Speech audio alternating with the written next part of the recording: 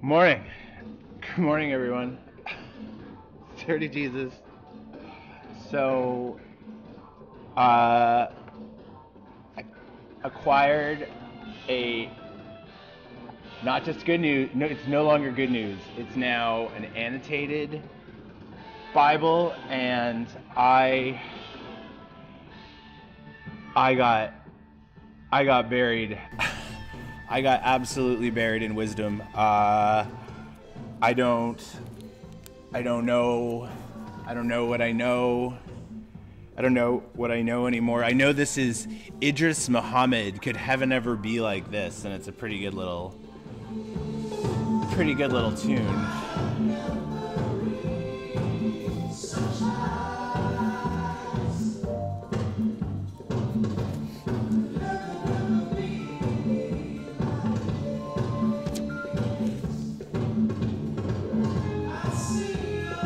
Oh, it's a long one.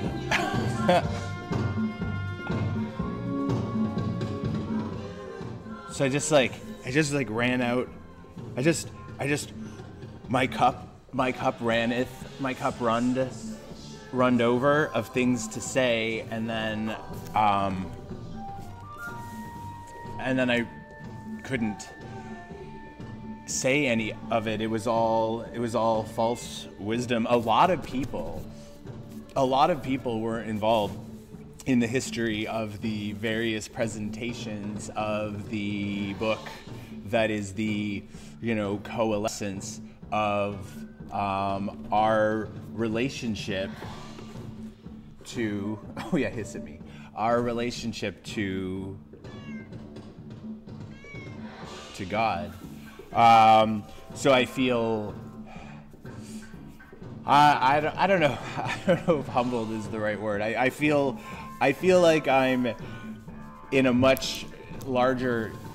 Not that I didn't realize that a lot of people had worked and put effort into the Bible. I wonder if atheists realize the amount of work and effort and time. Not that atheists are wrong. Not that this is any indication of anything other than possible collective insanity. But to just like outrightly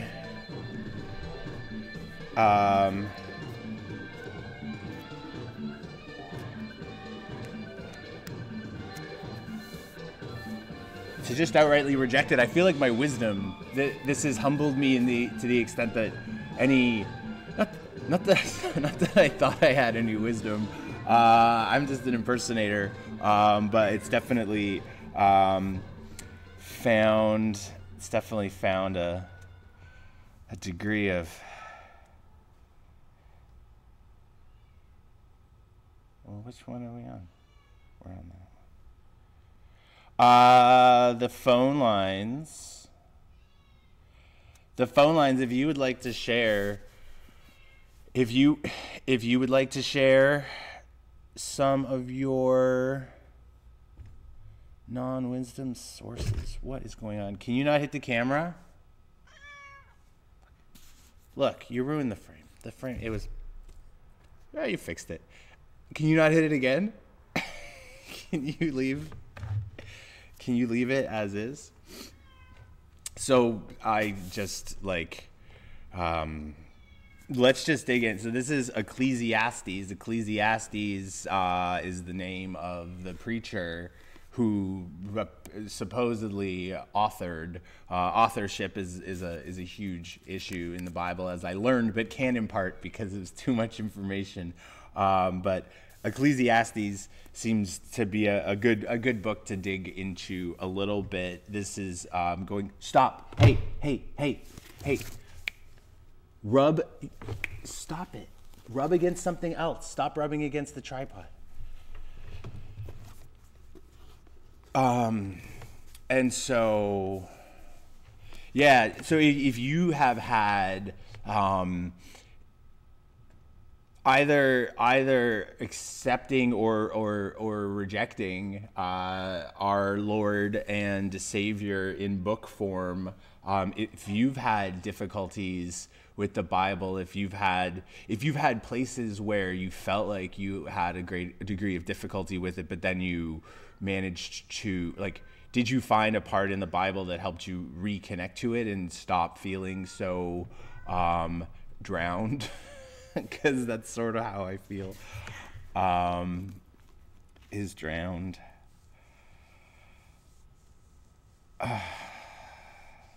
And so Ecclesiastes is from the older Testament, or maybe it's from the book of...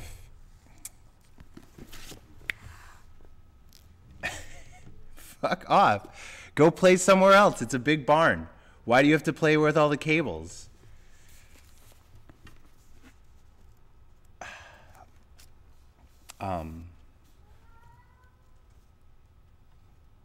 I'm just gonna read. There's nothing else to say. Okay, Ecclesiastes 1. We'll read 1 and 2, and then maybe 6. The words of the teacher, the son of David, king in Jerusalem. Vanity of vanities, says the teacher. Vanity of vanities. All is vanity. What do people gain from all the toil at which they toil under the sun? A generation goes and a generation comes, but the earth remains forever. The sun rises and the sun goes down and hurries to the place where it rises. The wind blows to the south and goes around to the north. Round and round goes the wind, and on its circuits the wind returns. All streams run to the sea, but the sea is not full. To the place where the streams flow, there they continue to flow. All things are wearisome, more than one can express. The eye is not satisfied with seeing, or the ear filled with hearing. What has been is... Start that over. What has been is what will be, and what has been done is what will be done. There is nothing new under the sun. Is there a thing of which it is said, "See, this is new"? It has already been in the ages before us. The people of long ago are not remembered, nor will there be any remembrance of people yet to come by those who come after them.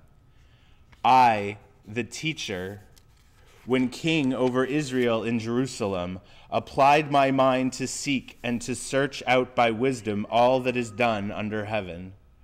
It is an unhappy business that God has given to human beings to be busy with. I saw all the deeds that are done under the sun, and see, all is vanity and a chasing after wind. What is crooked cannot be made straight, and what is lacking cannot be counted. I said to myself, I have acquired great wisdom, surpassing all who were over Jerusalem before me, and my mind has had great experience of wisdom and knowledge, and I applied my mind to know wisdom and to know madness and folly. I perceived that this also is but a chasing after wind. For in much wisdom is much vexation, and those who increase knowledge increase sorrow. So that is a good summary of my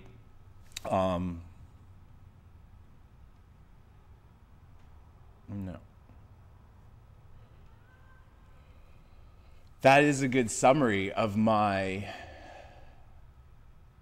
life, but also experience recently with by having access to a lot of really good critical introductions and analyses and histories of how the Jewish mind was interpreted by the Christian mind in pre-modern era as well as in the medieval times, and the way in which the I'm going to screw this word up, Septuagint, the Greek version of the Bible was put together by these supposed 70 people of great scholastic capacity to understand and interpret most effectively the language that came before it. And in this case, it was pretty much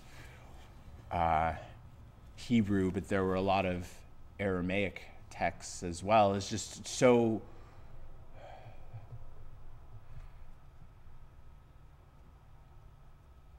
there's so much translation. There's so much translation, and in trying to seek something that is beyond it, trying to use words to seek something that's beyond words, as in to properly and effectively showcase the various covenanty that have been made between a creator both beyond comprehension and of very different comprehensions, because the creator, the God character, as he exists in the Bible, is a very variable fellow, quite variable. But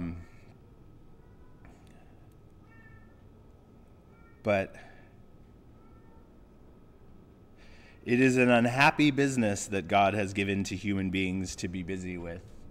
What are we looking for? What are we? What are my lives streaming for? What are the?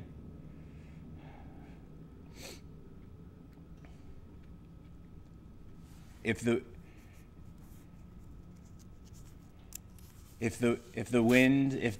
wind's course will not change based on my mood or thoughts or intentions of it, and if everything is vanity of vanities, what vanity is it that we pursue in this broad religiously textual endeavor? Why so Bible? I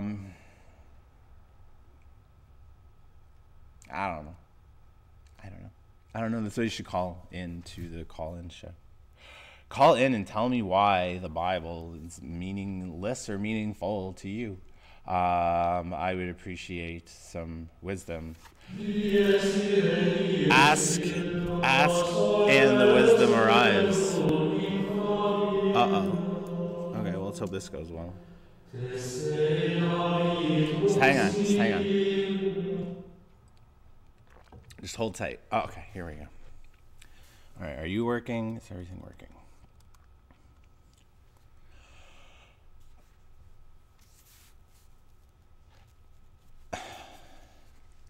You just get so excited when you get a caller.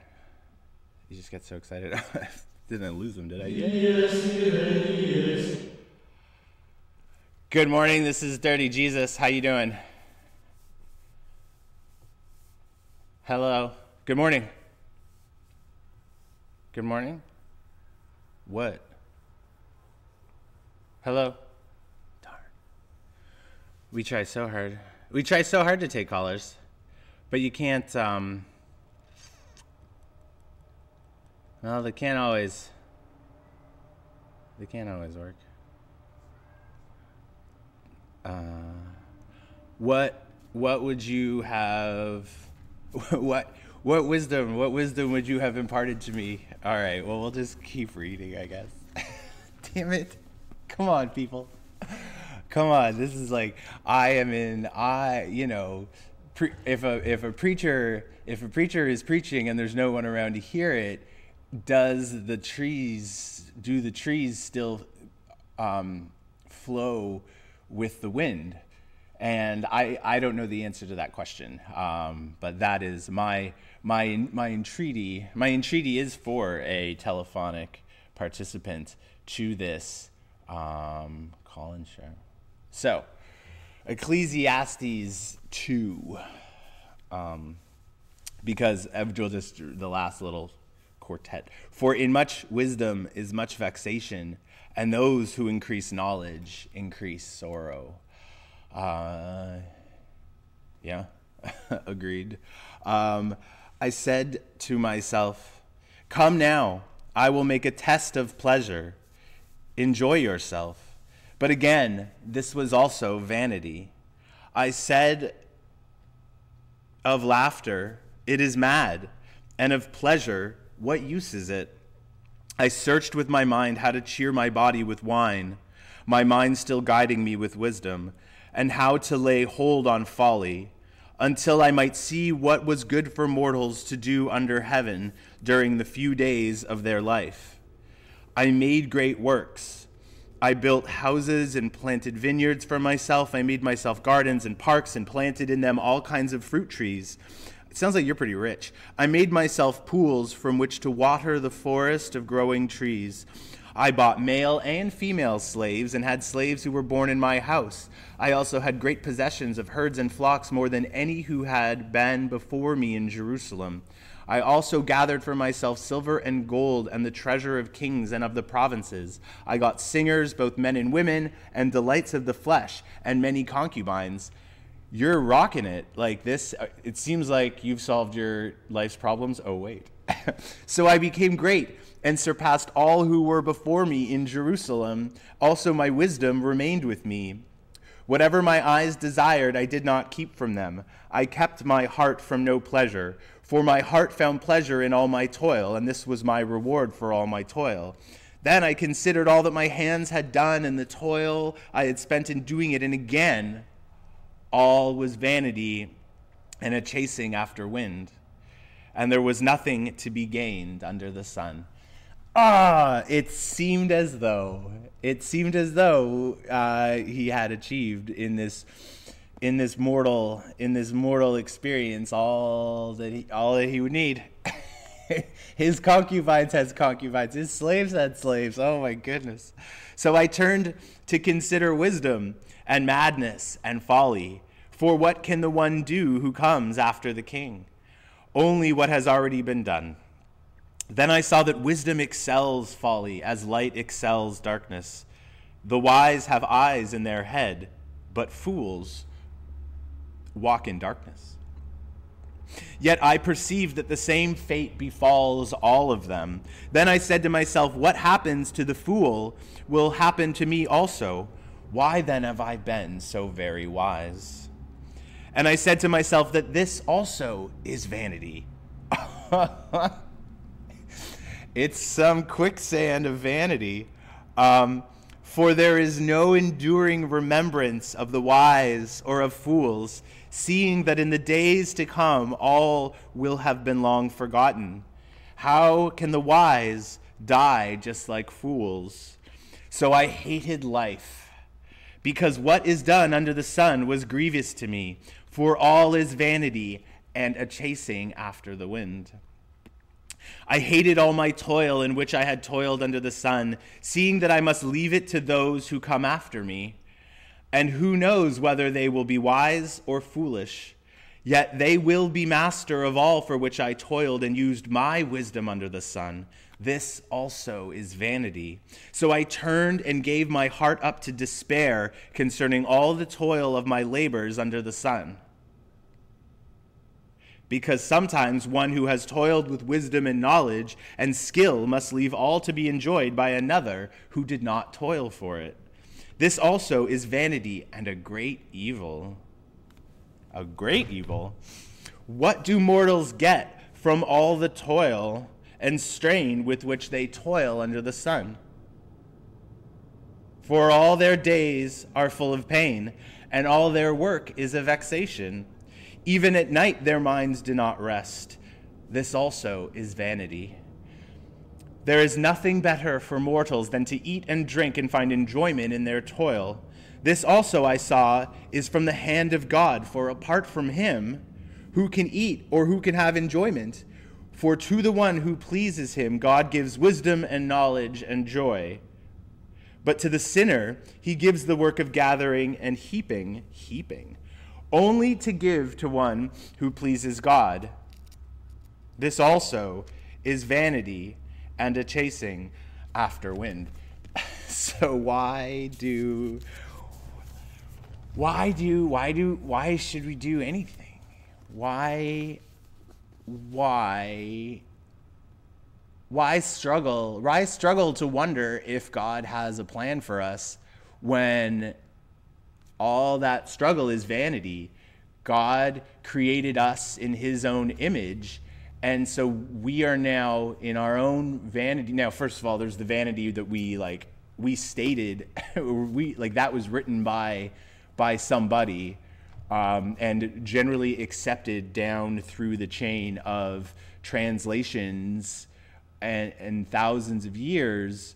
But that's an original, there's the original sin, but there's also the original vanity, which is that we humans who were able to write in a way that made sense to a small group of people, and then eventually another group of people who didn't understand what we were saying, we were able to convince them that this book was, or this parchment, or this whatever the hell it was, scroll, was worthy of being put into a language. I wonder if they're similar to sort of like genocidal destructions of other various groups and tribes of human beings hundreds of thousands of years ago to the relatively recently. I wonder if there was also like scriptural genocide and destruction. Like there were lots of other scrolls rolling around the countryside, and it was determined that those scrolls were not the proper representation of the relationship with the divine, and then they got destroyed. So this is in a great way. This is a war. This is the representation of an ideological war, and I like this version better because it's more wisdomy. Like it appeals to my vanity, pertaining to more of a critical analysis of how the text came to be the text, whereas my Good News Bible was a little bit more like Kool-Aid already having had been drunk.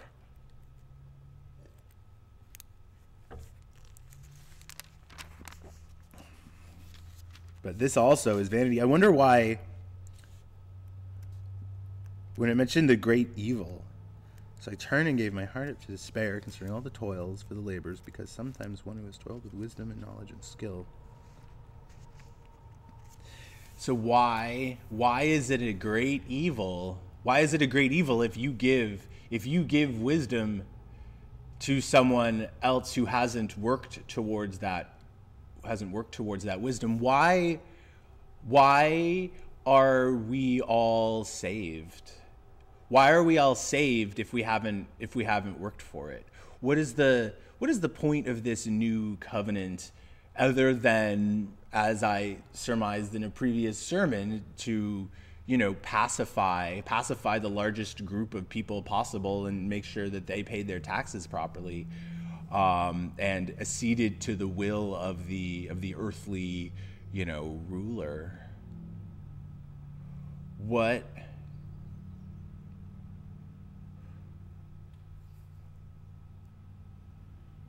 What is the value? What is the value? Give me a call. Somebody call me. What is the value of sharing wisdom? Not that I'm sharing wisdom. What is the value? What is the value of the sharing of any information if it is impossible to see how all of the elements that came together that comprised what is then this kernel, this nugget, this essence of wisdom, to then pay it forward to somebody else who hasn't put any of the toil or experienced any of the vexation in the acquisition of said wisdom? Well, they're just going to fuck it up, aren't they? Or they're going to do something with it that is not what you would have wanted to have done with it. But that's vanity. That's vanity. What isn't a chasing after wind? What isn't vanity? I hope this book concludes it. And then there's the song, Turn, Turn, Turn. That's Ecclesiastes 3. We're not going to read that because I don't need to see that.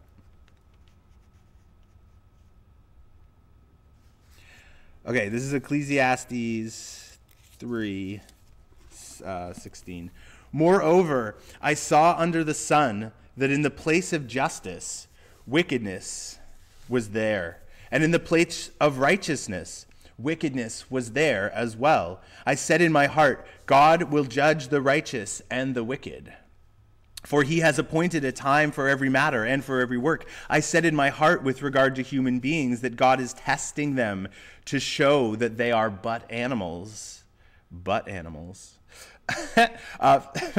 For the fate of humans and the fate of animals is the same. As one dies, so dies the other.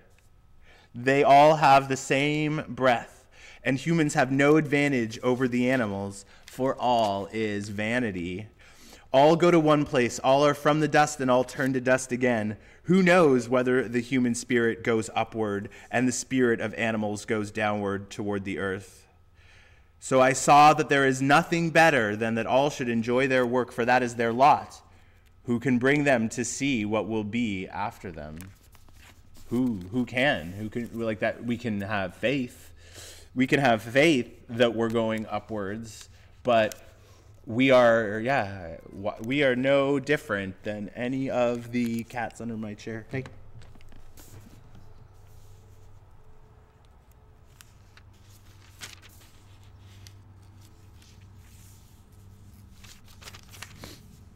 Okay, Ecclesiastes 6. There is an evil that I have seen under the sun, and it lies heavy upon humankind. Those to whom God gives wealth, possessions, and honor, so that they lack nothing of all that they desire. Yet God does not enable them to enjoy these things, but a stranger enjoys them. This is vanity. Hang on, what? It is a grievous ill. A man may beget 100 children and live many years, but however many are the days of his years, if he does not enjoy life's good things, or has no burial, I say that a stillborn child is better off than he. Ow. For it comes into vanity and goes into darkness, and in darkness its name is covered. Moreover, it has not seen the sun or known anything, yet it finds rest rather than he. Even though he should live 1,000 years twice over, yet enjoy no good, do not all go to one place? All human toil is for the mouth, yet the appetite is not satisfied. For what advantage have the wise over fools?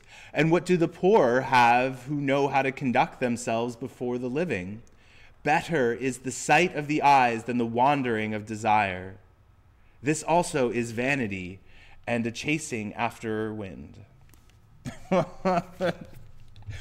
Your rhetorical repetition is depressing. Whatever has come to be has already been named, and it is known what human beings are, and that they are not able to dispute with those who are stronger. The more words, the more vanity.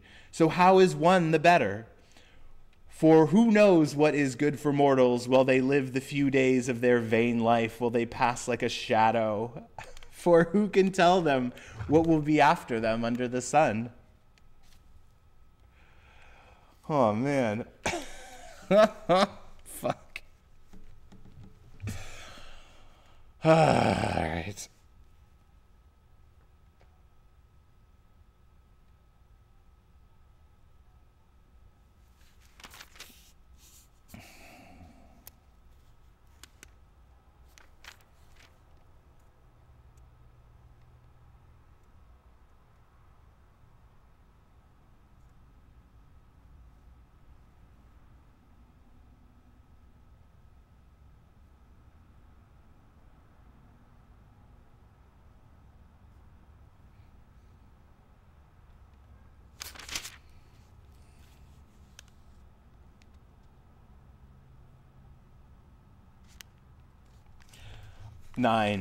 Ecclesiastes 9, call me, please. All this I laid to heart, examining it all, how the righteous and the wise and their deeds are in the hand of God. Whether it is love or hate, one does not know. Everything that confronts them is vanity, since the same fate comes to all, to the righteous and the wicked, to the good and the evil, to the clean and the unclean, to those who sacrifice and those who do not sacrifice, as are the good So are the sinners. Those who swear are like those who shun an oath. This is an evil in all that happens under the sun, that the same fate comes to everyone. Moreover, the hearts of all are full of evil. Madness is in their hearts while they live, and after that they go to the dead. But whoever is joined with all the living has hope, for a living dog is better than a dead lion. The living know that they will die, but the dead know nothing. They have no more reward, and even the memory of them is lost. Their love and their hate and their envy have already perished. Never again will they have any share in all that happens under the sun. So stick together. Chase the wind together under the sun. Be vain together. What is this monogamy? What is this monogamy game? But vanity of a small group, watching everyone get old in front of you. Go eat your bread with enjoyment and drink your wine with a merry heart, for God has long ago approved what you do. Let your garments always be white. Do not let oil be lacking on your head. Enjoy life with the wife whom you love, all the days of your vain life that are given you under the sun, because that is your portion in life and in your toil at which you toil under the sun. Whatever your hand finds to do, do with your might. For there is no work or thought or knowledge or wisdom in Sheol, to which you are going. Again, I saw that under the sun the race is not to the swift, nor the battle to the strong, nor the bread to the wise, nor riches to the intelligent, nor favor to the skillful, but time and chance happen to them all. All chaos. For no one can anticipate the time of disaster, like fish taken in a cruel net and like birds caught in a snare. So mortals are snared at a time of calamity when it suddenly falls upon them. I have also seen this example of wisdom under the sun, and it seemed great to me. There was a little city with few people in it. A great king came against it and besieged it, building great siege works against it. Now there was found in it a poor wise man, and he by his wisdom delivered the city. Yet no one remembered that poor man. So I said, wisdom is better than might. Yet the poor man's wisdom is despised, and his words are not heeded.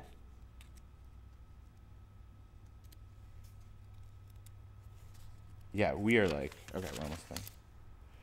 So Ecclesiastes 11, because I read this before, so I picked my part. Well, I didn't really. I mean,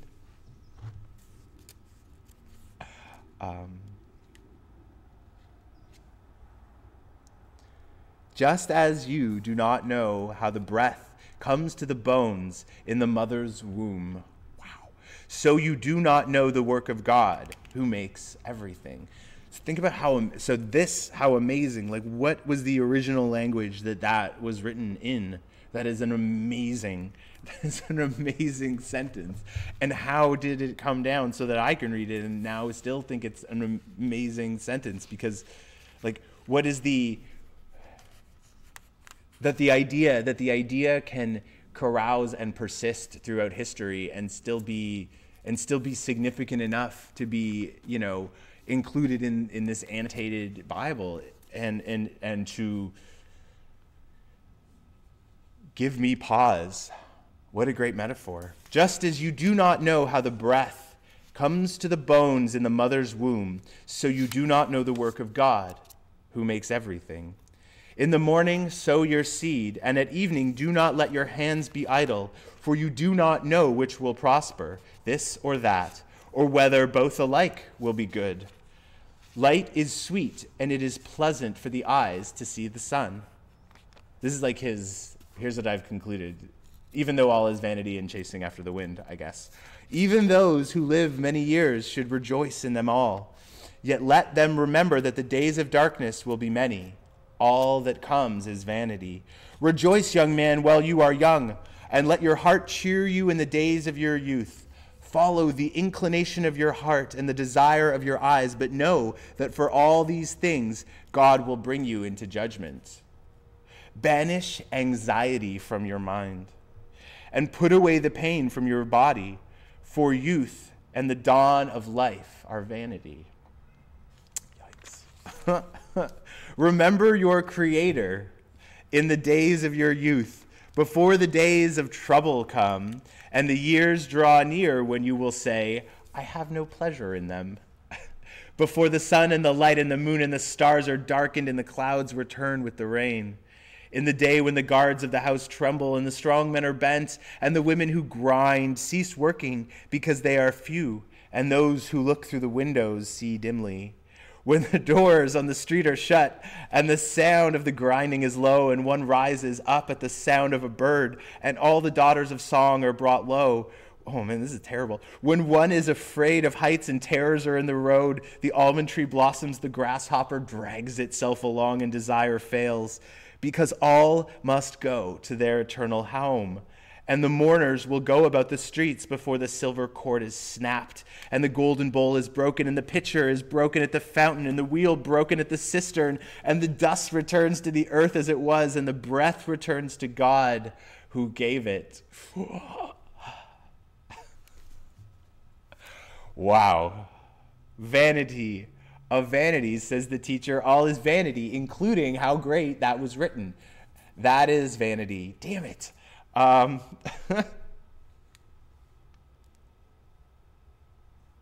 Besides being wise, the teacher, of whose name is Ecclesiastes, also taught the people knowledge, weighing, and studying and arranging many proverbs. The teacher sought to find pleasing words, and he wrote words of truth plainly. What?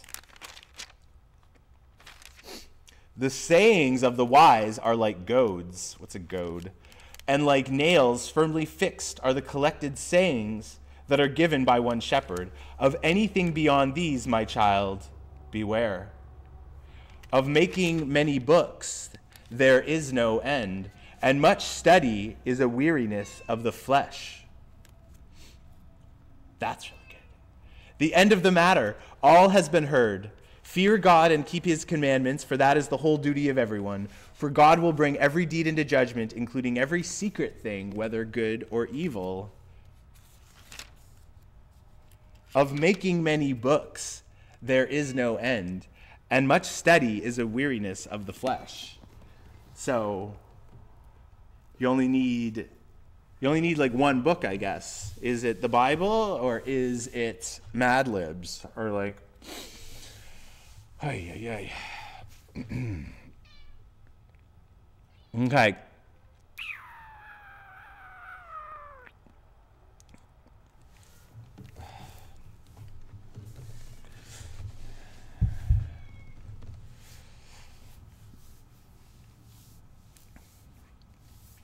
Does anyone else have difficulty toiling?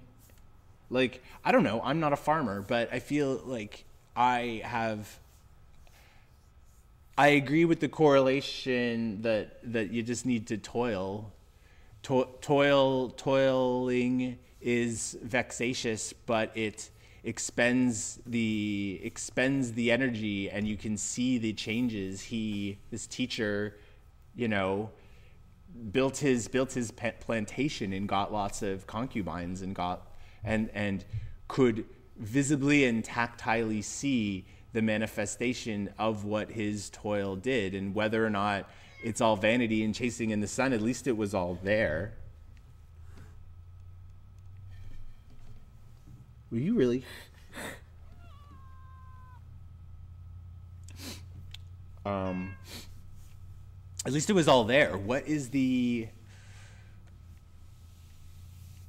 Does anyone else just go crazy playing on their computers all day? But like toil is now so condensed into this little box, and we just punch little things and write many books in terms of emails and send those all off. Like what are we accomplishing?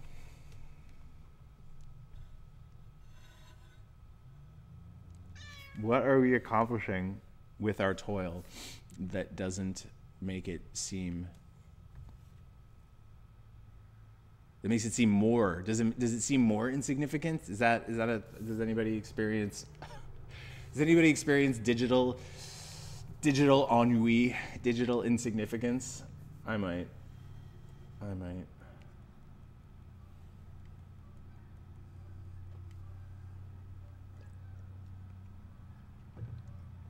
And see, I think with that caller, okay, so I should have answered right away. I guess I could have. I wanted to make sure the sound thing was working properly. And also, I have like your call is important to Dirty Jesus, like you're on hold thing. And out of vanity, I wanted to, like, I thought I would use that. What is this vanity? What? All is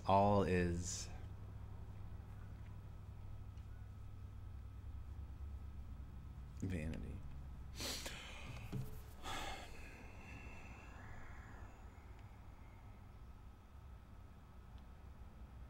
Right? So all is vanity, but what of it? What now? What toil? All wisdom will be given to those who do not comprehend what is truly wise about it, and then it will it almost like ceases to be wisdom, or it ceases to properly reflect the toil and effort that you put towards it. So everything's meaningless. It's better to be a stillborn child than to live a shitty life, and it is seemingly impossible not to live a life consumed by vanity, which makes it really difficult for anyone to make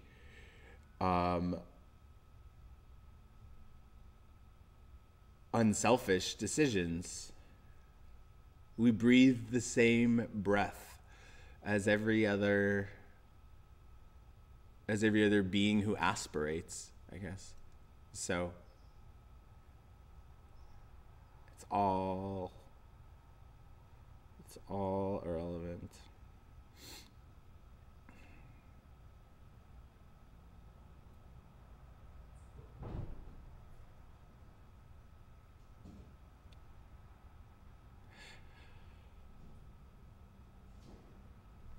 Well, it's irrelevant, but is it like, I don't know.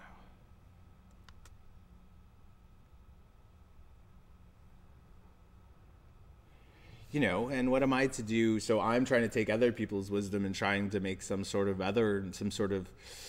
corollaris wisdom on it, and you know, that's folly. Damn it. I am chasing. This is obvious vanity, and I am chasing the wind. And I don't have any seeds to sow for my toil. Oh no. Oh no, what do we do?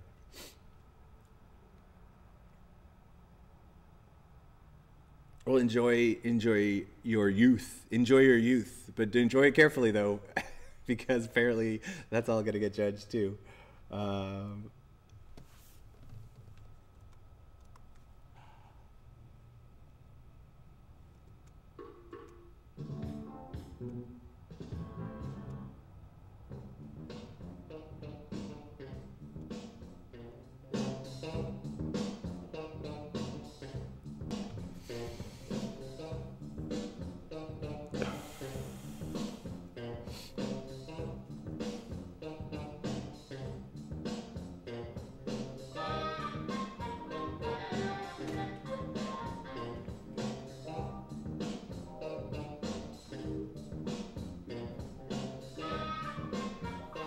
Like carouse your vanity, ignite your vanity. Vanity is not in vain if it is engaged in a community, I think. So if all vanity of vanities, if all is vain, if all is in vain, then well, then it's not vanity. We're not just chasing, like, if we're always chasing the wind, well then no, we're going somewhere. It just so happens maybe it just so happens the wind is along with us for that which we pursue.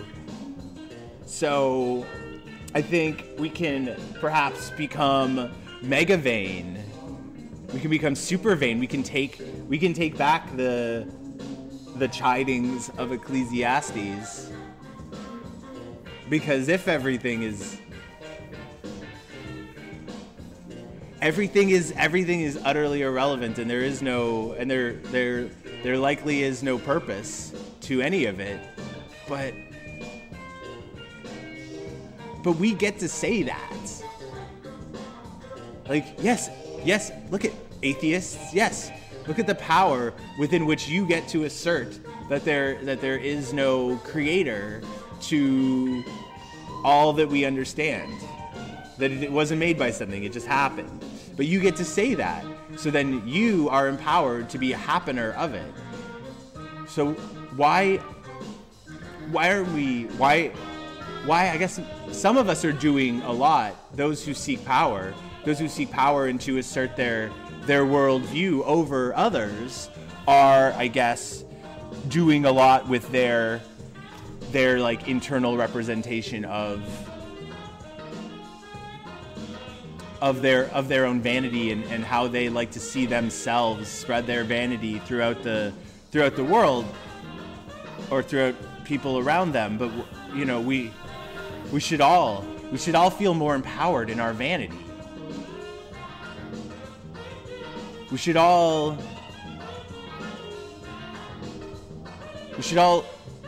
realize that the wisdom is an aim, but we'll never do anything proper with the wisdom of another, and no one will ever do anything proper with anything that we produce that might be wise. So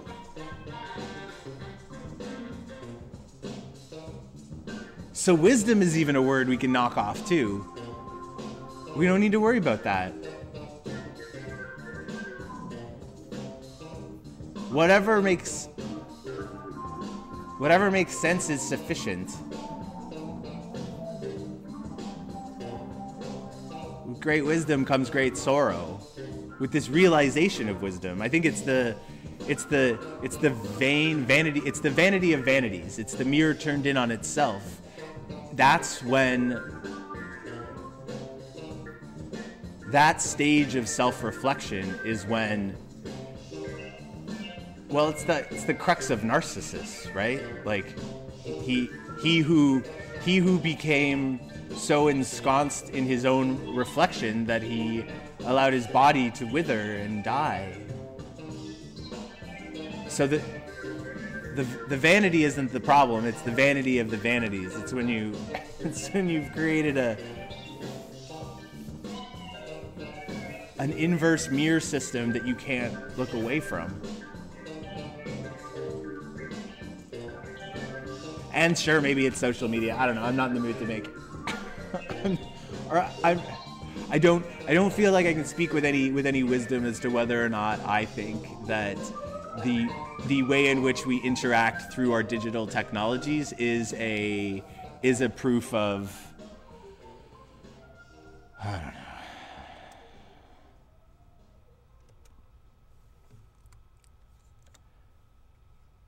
Moon him. Okay, we'll let moon him go. Is a proof of anything.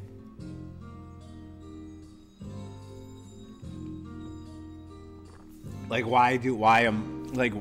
oh, did no one else realize that? Like, yeah, lots of people realize that they write about it, but it continues to persist. So what is the goal of trying to be contrarian and wise, to show a different coordination of ideas and thoughts than most people are thinking? Why am I trying to change anyone's minds? Everyone's just pursuing their own vanities. And we have systems that seem to allow amplification, but that's my interpretation of other people's previous wisdom. All I know is the sun that's above me right now.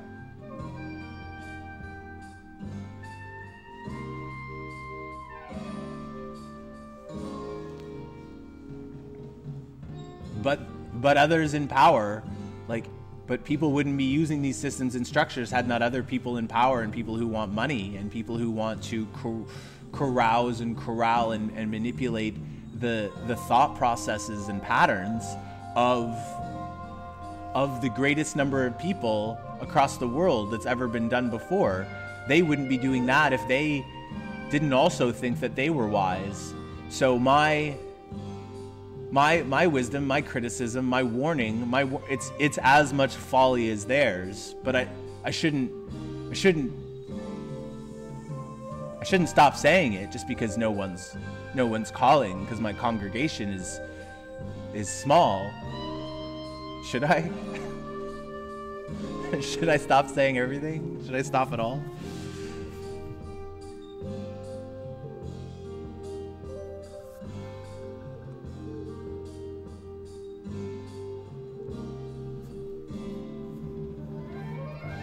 Well, I don't stop at all. Like, I should just at least stop it. Stop it.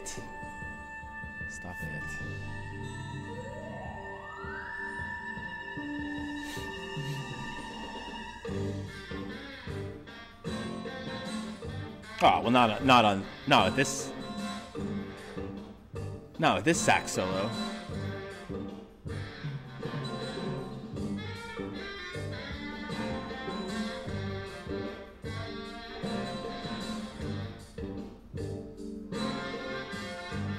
Yeah, on this sax solo, it's not so good. Fuck it.